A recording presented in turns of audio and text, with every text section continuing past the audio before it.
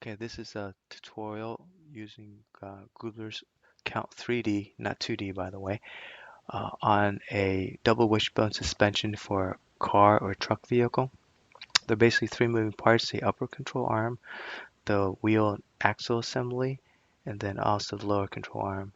So I made four 3D printed mechanisms to show the iterations.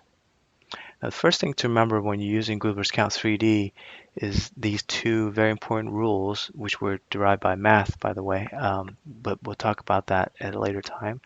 Rule number one is no spin axes are ever parallel, and rule number two, no distances are ever equal between linkages and their mating parts. And this is very crucial to diagnose mechanisms and make sure that Gruber's Count 3D works 100% of the time. So the first double wishbone we want to look at here, we're going to just apply four revolute joints to all four locations here.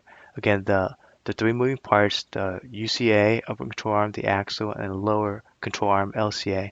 And these three add up to a moving parts degrees of freedom of 18.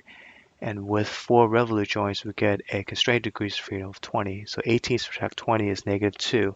-2 means it's a lock situation, right? Parts are under stress and things will wear over time. So, but I made these spin axes on revolute joints not parallel on purpose, about 10 to 5 degrees off, to show that it's a lock situation here after you build it. Now, let's say I wanted to fix that and I want my mechanism to freely just rotate up and down like a suspension should.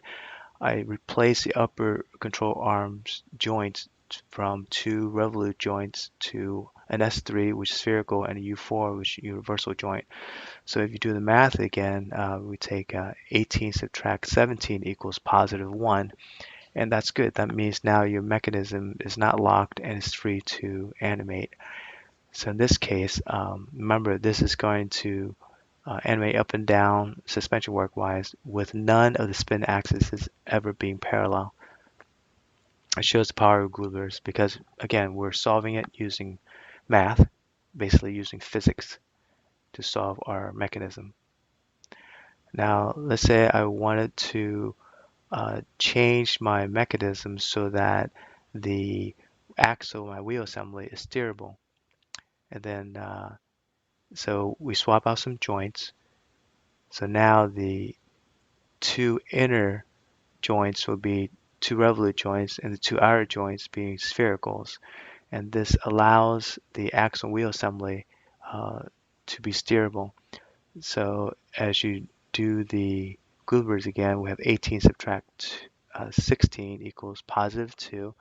Now the mechanism is able to have two system degrees of freedom instead of one, but now we have the axle and wheel assembly being able to rotate and be steerable about the two S3 joints, and then also suspend up and down.